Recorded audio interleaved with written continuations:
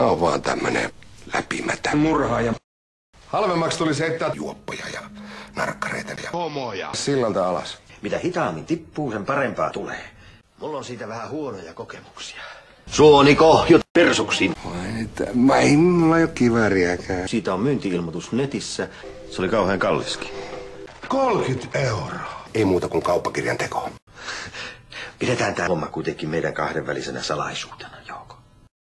Eihän tosta kapinesta mitään haittaa. Se kapine ei ole sun tiellesi. Ehtii ne taistelusuunnitelmat tehdä myöhemminkin. Sä et kyllä vaikuta oikein innokkaalta. Ei. Nyt sä käsitit ihan väärin. Ihan hieno kivääri tää varmaan on. Voit sä antaa mulle 30 €. No hyvä on. 3,20. Ei kiitos. Katos nyt tätäkin kaunotarta. Yrittää se pitäis. Kappas likkaa kun tunnistit. Taitaa olla melkoinen nainen sängyssä. Sinne vaan. Takalukkoa. Taikavarvuli. Niin, tehän voitte testata sängyssä. Halusit, että mä tuun mukaan? Kyllä tänne mahtuu. Ei muuta kuin lapsen teko.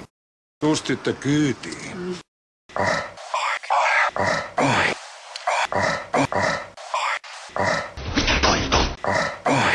Mitä? Koita nyt rauhoittua! No en. Ismo, lopeta! Minkä ihmeen takia? Kärsivällisyys näissä puuhissa on tärkeitä, mutta älä sä kuitenkaan rupea noihin hommiin. Tää teki oikein Edvardia. Ulkomaalainen. Siinä se sätki niin kuin joku kärpänen. Totta puheen, kyllä mä ajattelin kokeilla. Anna tulla vaan!